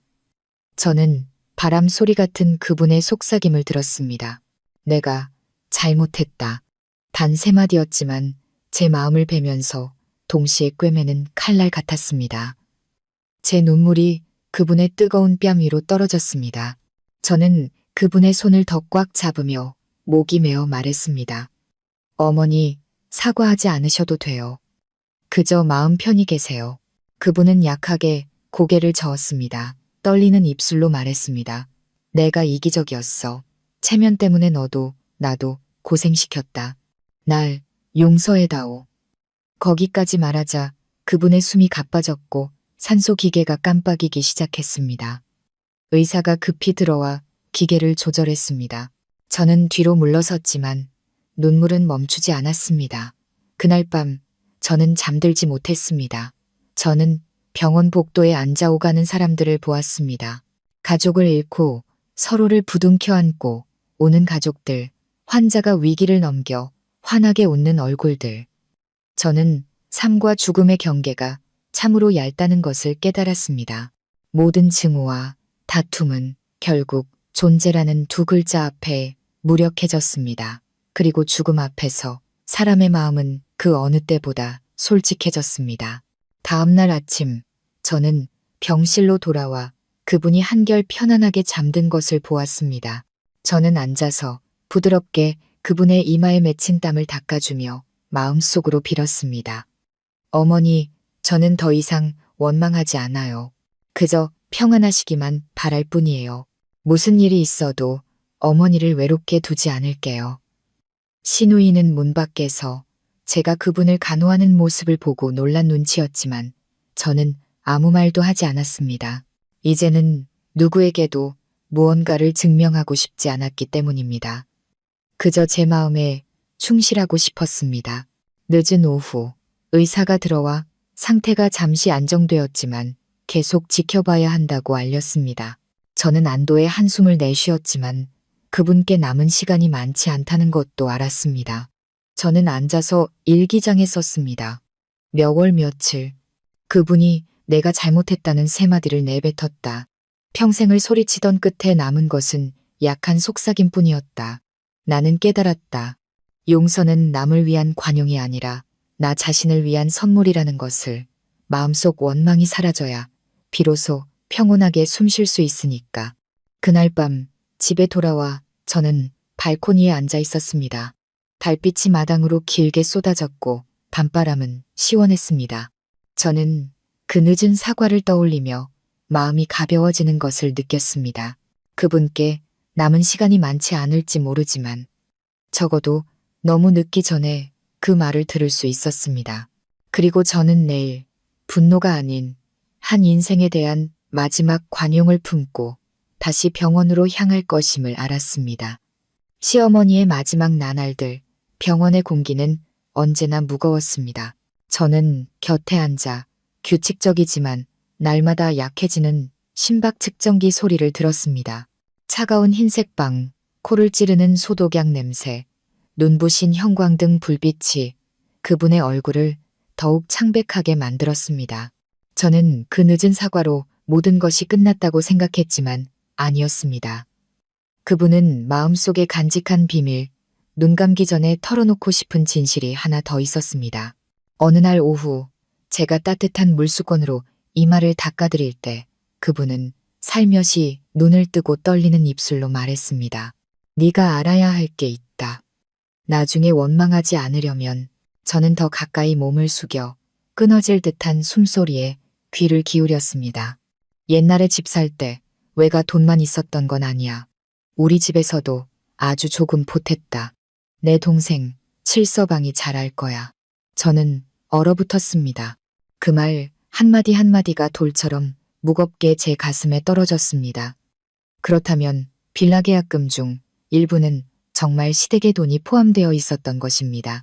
그동안 그들이 집 전체가 자신들의 것이라고 과장하며 주장했던 그 돈. 저는 그분을 보았습니다.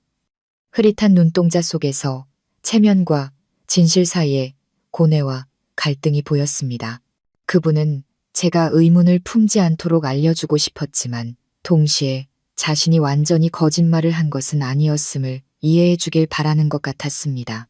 저는 그분의 앙상한 손을 잡고 떨리는 목소리로 물었습니다. 그 돈이 많았나요, 어머니? 그분은 약하게 고개를 저었습니다. 몇 억 안 돼. 30억에 비하면 바다의 소금 한 줌이지. 하지만 그깟 체면 때문에 그걸 빌미로 삼았던 거야. 내가 잘못했지만 칠서방이 더 자세히 말해줄 수 있을 게다. 그 말을 마치고 그분은 지친 듯 얕은 잠에 빠져들었습니다. 그날 밤 저는 뒤척였습니다. 한 가지 질문이 저를 괴롭혔습니다. 칠서방님을 찾아가 확인해야 할까? 아니면 그분이 평온하게 돌아가시도록 비밀을 묻어두어야 할까? 만약 제가 모든 것을 밝힌다면 진실은 명확해지겠지만 그분께 더 큰 고통을 줄 수도 있었습니다. 만약 제가 숨긴다면 저는 이 짐을 평생 안고 살아야 할 것입니다. 다음 날 아침 저는 칠서방님을 찾아가기로 결심했습니다. 그는 교회에서 평생 자전거 수리점을 하며 살아온 온화한 분이었습니다. 제가 소박한 단층 집으로 들어서자 그는 고개를 들었습니다. 그의 선한 눈빛에는 미안함이 서려 있었습니다. 제가 입을 열었습니다. 어머니께서 빌라 살 때 돈을 보태셨던 일에 대해 삼촌께서 아신다고 하셨어요. 저는 진실을 알고 싶어요. 칠서방님은 한숨을 쉬며 저에게 의자를 권했습니다. 그래, 맞아. 그때 형님이랑 형수님이 조금 모아서 보태셨지. 한 2억쯤 됐을 거야. 체면 때문에 정확히 말은 안 하셨지만. 하지만 조카 30억에 비하면 2억이 무슨 의미가 있겠나. 그 집은 오롯이 자네의 노력으로 이룬 거야. 형수님도 나도 다 알지만 아무도 감히 말하지 못했지. 하우. 갈등이 터질까봐 두려워서 저는 말없이 앉아 있었습니다. 마음이 복잡했습니다. 그렇다면 지난 수년간 진실은 완전히 조작된 것이 아니라 그저 왜곡되었던 것입니다. 그 작은 돈이 체면과 편견 때문에 내 아들 집으로 부풀려졌고 거기서부터 비극이 시작되었습니다. 제가 이 사실을 밝혀야 할까요? 삼촌? 저는 목이 메어 물었습니다. 칠서방님은 잠시 생각에 잠기더니 대답했습니다. 말하려거든 그저 더 이해하기 위해서만 해. 누구를 망신 주려고 하지는 말고 떠나는 사람에게 가장 필요한 건 평온함이야. 자네 어머니가 마지막 가벼움을 안고 가시도록 해.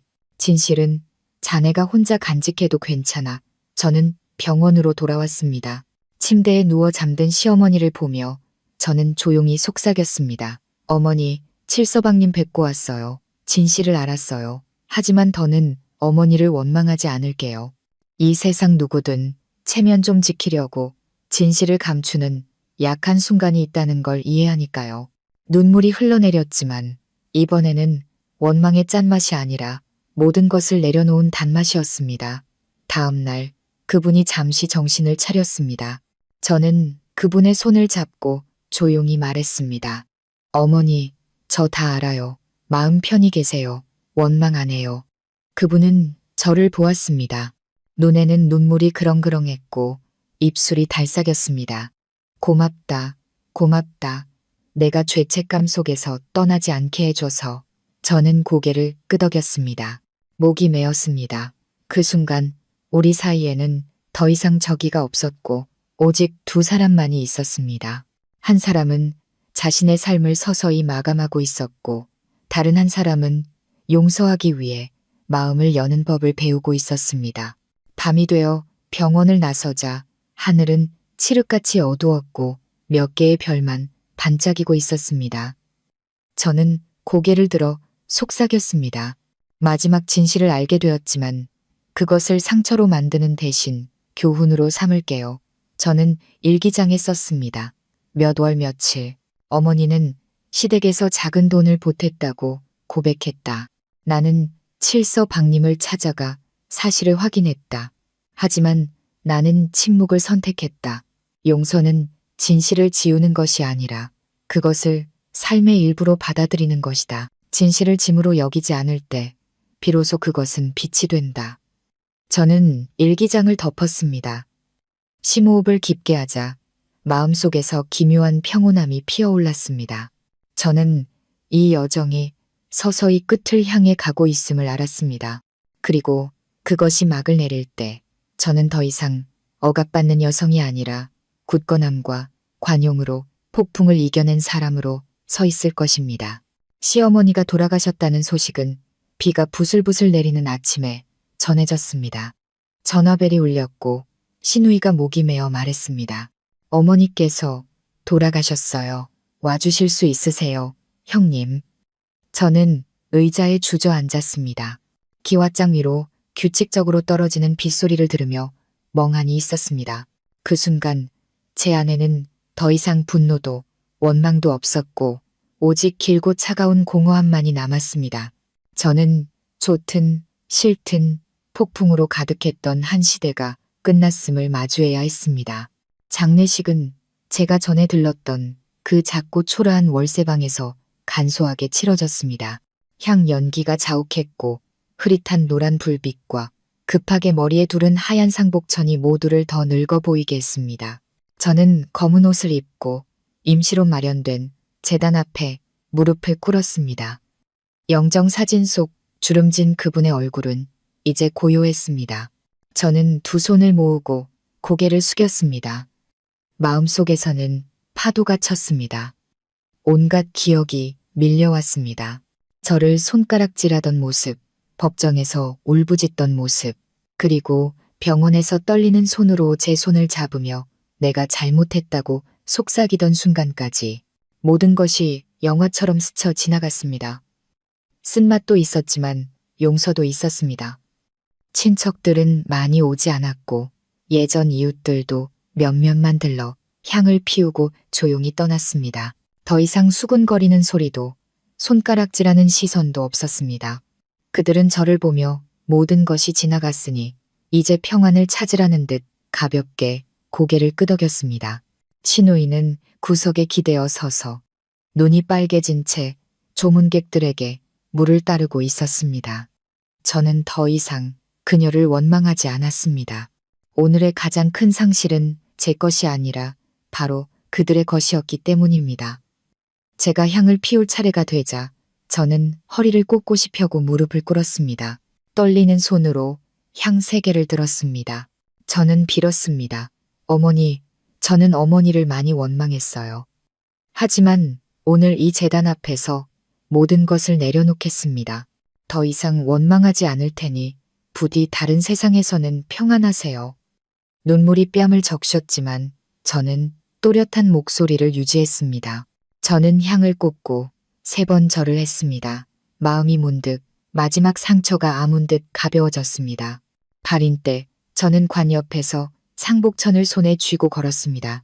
비는 여전히 부슬부슬 내렸고 구슬픈 장례 행진곡과 뒤섞였습니다. 저는 시어머니의 마지막 길이 영광스럽지도 통곡 소리가 하늘을 찌르지도 않고 그저 소박하고 조용하게 치러지는 것을 보았습니다. 그 장례식에는 화려함이 없었고 오직 뒤늦은 눈물만이 있었습니다. 그리고 저는 이것이 그분이 평생 체면에 얽매여 살아온 결과라는 것을 깨달았습니다. 결국 떠날 때는 곁에 몇 안 되는 사람만 남게 된 것입니다. 장례식이 끝나고 저는 남은 친척들을 빌라로 초대했습니다. 제사상 앞에 저는 그분의 영정사진을 조상님 위패 옆에 놓았습니다. 저는 모두 앞에서 말했습니다. 이제부터 이 집은 제 것입니다. 하지만 어머니께 향을 피우러 오고 싶으신 분이 있다면 문은 항상 열려 있을 겁니다. 단 한 가지, 부디 서로 존중하며 살아주세요. 더 이상 이곳에 증오를 가져오지 마세요. 방 안은 조용해졌습니다. 몇몇은 고개를 숙였습니다. 신우이는 입술을 깨물고 눈물을 흘리며 작게 말했습니다. 알겠습니다, 형님. 그날 밤 저는 제단 앞에 홀로 남아 향을 하나 더 피웠습니다. 향 연기가 어둠 속으로 피어올랐습니다. 저는 속삭였습니다. 어머니, 저는 이 집을 지키겠다고 약속합니다. 이것이 제 노력의 결실이기 때문만이 아니라 우리 가족의 기억이 깃든 곳이기 때문입니다. 하지만 이곳에 증오가 남지 않도록 하겠다는 약속도 합니다. 저는 제 삶을 살고 어머님께서 편히 쉬실 수 있도록 너그러운 마음을 지키겠습니다. 저는 일기장에 썼습니다.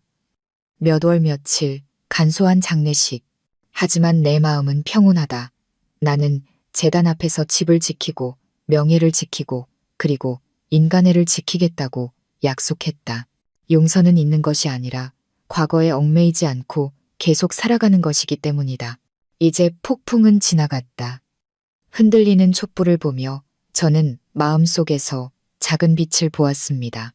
승리의 기쁨에서 오는 빛이 아니라 폭풍이 지나간 후에 평온함에서 오는 빛이었습니다. 저는 험난한 길의 끝에 서서 오늘 제단 앞에서 집을 지키고 명예를 지키고 인간애를 지키겠다는 약속을 할 수 있게 되었음을 알았습니다.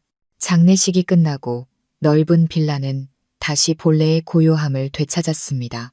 대문 앞에 얼룩졌던 붉은 페인트 자국은 깨끗이 씻겨나갔고 한때 저를 괴롭혔던 쓰레기 냄새도 기억 속에만 남았습니다. 저는 방 하나하나를 거닐며 벽과 문을 만져보았습니다. 이곳이 단순한 집이 아니라 한 여정의 흔적이자 제 굳건함과 자존심의 증거라는 것을 그 어느 때보다 선명하게 느꼈습니다. 제 이야기를 통해 저는 한 가지를 깨달았습니다. 인생을 살다 보면 누구나 폭풍과 마주하게 된다는 것을요. 그것은 재산 분쟁일 수도 있고 가족 간의 갈등일 수도 있으며 혹은 외부에서 오는 근거 없는 소문일 수도 있습니다. 중요한 것은 피하는 것도 복수하는 것도 아니라 자기 자신의 가치를 굳건히 지키는 것입니다. 진실과 침착함을 무기로 삼는 것입니다. 많은 사람들에게 집은 단지 물질, 벽돌과 지붕에 불과할지 모릅니다. 하지만 저에게 그것은 존엄성이었습니다. 제 땀과 노력, 그리고 청춘을 바쳐 지었기 때문입니다.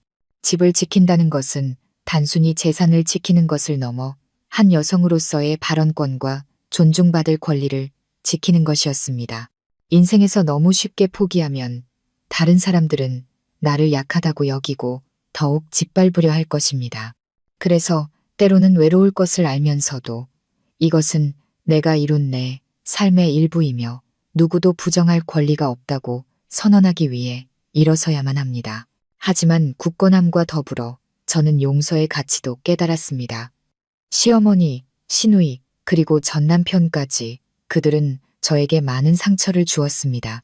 하지만 결국 그들 또한 체면과 편견에 사로잡힌 인간일 뿐이었습니다. 용서는 모든 것을 잊는 것이 아닙니다. 그들이 다시 돌아와 더 큰 고통을 주도록 문을 활짝 여는 것도 아닙니다. 용서는 제 자신이 증오 속에 영원히 살지 않기 위한 것입니다. 원망의 문을 닫아야만 비로소 영혼의 평온을 위한 문을 열 수 있습니다. 일상생활에서 우리 각자에게는 경계가 필요합니다. 해야 할 것과 하지 말아야 할 것, 지켜야 할 것과 놓아야 할 것 사이의 경계 말입니다. 그 선을 분명히 긋지 않으면 우리는 다른 사람의 소용돌이에 쉽게 휘말리게 됩니다. 하지만 그 경계는 증오로 쌓아서는 안 되며 냉철함과 인간애로 세워져야 합니다. 그럴 때 우리는 자신을 지키면서도 인격을 잃지 않을 수 있습니다. 제가 이 모든 일을 겪고 얻은 교훈은 진실을 믿으라는 것입니다. 진실은 아무리 감추려 해도 결국에는 드러나기 때문입니다. 말뿐이 아니라 증거와 행동으로 굳건히 서는 법을 배우십시오. 너그러운 마음을 지키십시오. 원망은 우리 마음을 더 무겁게 만들 뿐입니다. 그리고 마지막으로 집은 단지 거주하는 곳이 아니라 존엄의 상징이라는 것을 기억하십시오.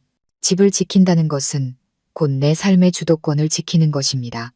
이제 제가 발코니에 앉아 작은 정원으로 쏟아지는 저녁 햇살을 볼 때 저는 마음의 평온을 느낍니다. 폭풍은 지나갔고 저는 돌처럼 굳어지지 않을 만큼 충분히 부드럽고 쓰러지지 않을 만큼 충분히 강하게 남아 있습니다. 이 이야기를 듣고 계신 분들께 메시지를 전하고 싶습니다.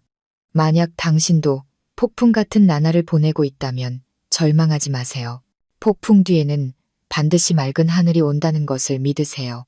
그리고 그것이 집이든 명예든 혹은 그저 평온하게 살 권리이든 당신의 것을 지키기 위해 감히 일어서세요. 제 이야기에 공감하신다면, 그리고 이 경험이 다른 많은 분들께 힘이 될 수 있다고 믿으신다면 부디 댓글로 당신의 생각을 남겨주시고 저희 여유로운 노후 채널을 구독해 주세요. 저희는 감동적인 이야기를 나누고 삶의 깊은 교훈을 통해 우리 각자가 풍파를 헤쳐나가고 마음의 평온을 찾을 힘을 얻는 곳입니다. 결국 여유로운 노후를 보내든 어떤 나이를 살아가든 진정으로 평온한 삶이란 마음을 가볍게 하고 자신이 이룬 것을 소중히 여기며 영혼의 자유를 위해 용서할 줄 아는 것이기 때문입니다.